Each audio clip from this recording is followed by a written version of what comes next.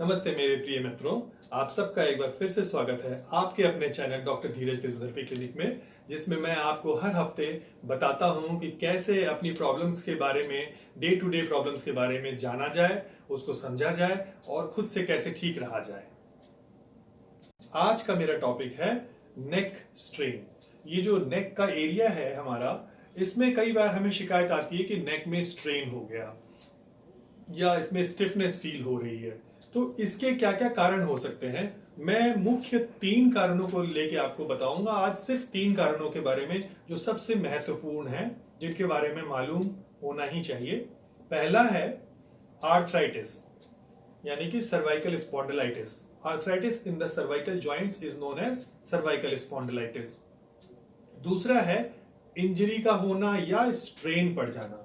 और तीसरा जो है वो एक मेडिकल इमरजेंसी है जिसमें स्टिफ नेक हो जाता है, और वो है मेनिंजाइटिस।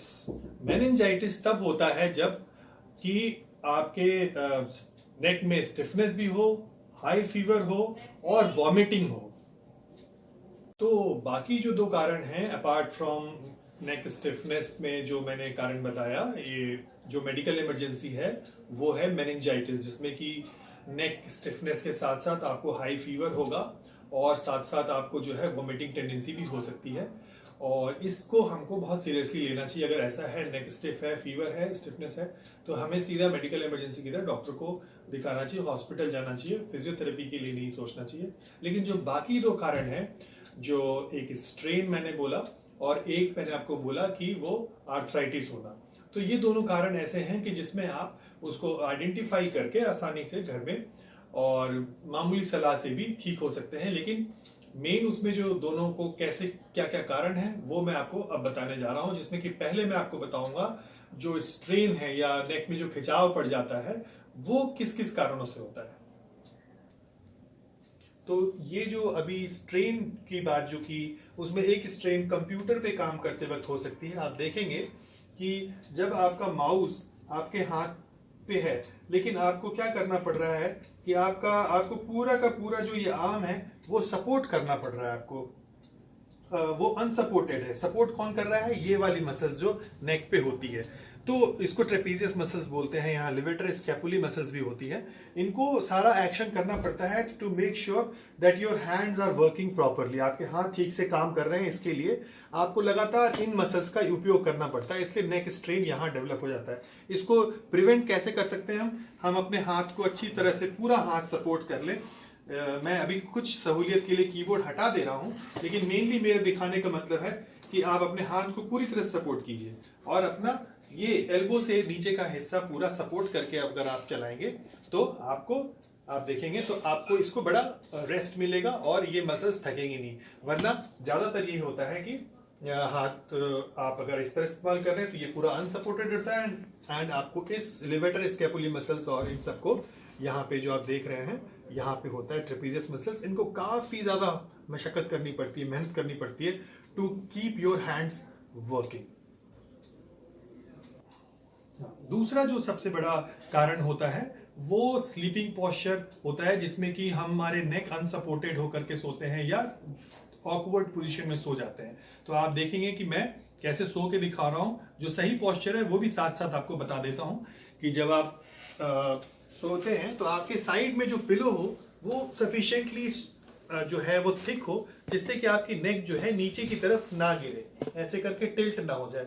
ये इतनी हो कि ऐसे, ये जैसे थोड़ा सा आप फोल्ड कर लीजिए एंड इट इज हॉरिजॉन्टल। ये बिल्कुल सीधी होनी चाहिए, बिल्कुल सीध में होनी चाहिए, और ये आपका स्लीपिंग पोस्चर होना चाहिए। ये आपके नेक को सपोर्ट करेगा। जब आप सीधा लेटे तो सीधा लेटने में आपको जो है पिलो बिल्कुल ठीक नेक के नीचे सपोर्ट करने के लिए भी होना चाहिए और हेड के नीचे भी थोड़ा सा होना चाहिए। मेन ही है कि नेक सपोर्ट जरूर मिलता रहे आपको।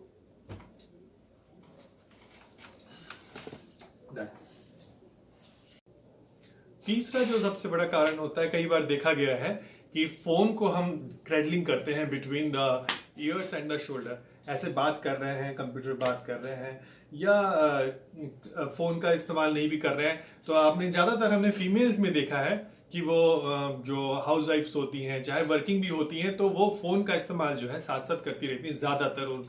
और उसके अलावा फीमेल्स में ये प्रॉब्लम से एक चीज और होती है, जो हैंडबैग्स होते हैं, वो भी हैंडबैग्स, जो हैवी हैंडबैग्स होते हैं, they are also causing this problem. उसकी वजह से भी काफी प्रेशर पड़ता है इस वाली मसल्स पे। उनको हैंडबैग में क्या होता है, प्रॉब्लम ये होती है कि जब आप इसको लटकाते हैं तो कुछ कुछ फोर्सेस यहां से शोल्डर के लिए लगानी पड़ती है लगातार, जिससे कि आपका जो उसका बैग है वो उसको उठा के रख सके। नहीं तो आप अगर ढीला छोड़ देंगे तो बैग गिर जाएगा।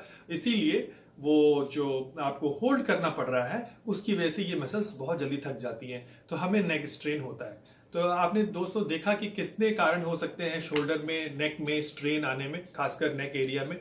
तो मैं अब आपको इनके ट्रीटमेंट के बारे में बताऊंगा।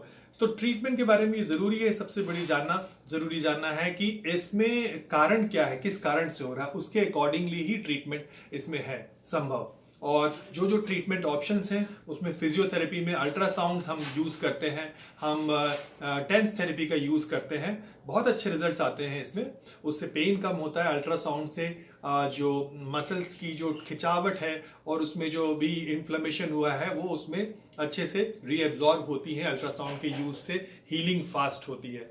और जो चीज नहीं करनी चाहिए या जिस वजह से ये प्रॉब्लम हो रही है, इसको आइडेंटिफाई करके उसको स्टॉप करके कम से कम 2 से 3 वीक के लिए उसको रोक देना चाहिए, जिससे कि ये जल्दी ठीक हो जाए।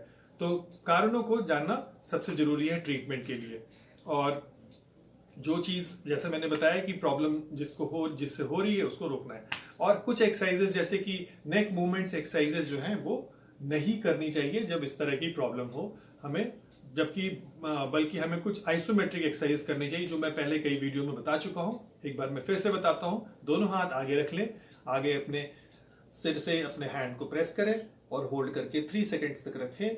उसके बाद पीछे हाथ ले जाएं और अपने हाथों को अपने सिर से प्रेस करें पीछे की तरफ और होल्ड करके 3 सेकेंड रखें। फिर साइड्स में 3 सेकेंड्स के लिए होल्ड करके रखें, 3 से 5 सेकेंड भी रख सकते हैं, और राइट हैंड साइड पे इस तरह से सामने देखते रहें और लगातार चेंज करके 3 से 4 बार ऐसा कर लें। आइसोमेट्रिक एक्सरसाइज कीजिए, फिजियोथेरेपी करवाइए, और अगर जो ये प्रॉब्लम आपको ठीक हो जाए और इससे बेहतर हो जाए, 1 सप्ताह के अंदर में अपने आप से भी ठीक हो जाए तो ठीक है। नहीं तो 1 सप्ताह से ज्यादा टाइम मत दीजिए, इसको ट्रीटमेंट करवाइए इसका, और जल्दी ठीक हो जाइए। और इस तरह से आप अपने को ध्यान रख सकते हैं। अगर आपको ये मेरा वीडियो अच्छा लगा हो तो जरूर अपने दोस्तों में बताइए, सब्सक्राइब कीजिए, लाइक कीजिए, और कमेंट सेक्शन में लिख के बताइए कि आपको इसमें क्या चीज पसंद आई, कैसा लगा आपको जान करके, और लाइक बटन दबाना जरूर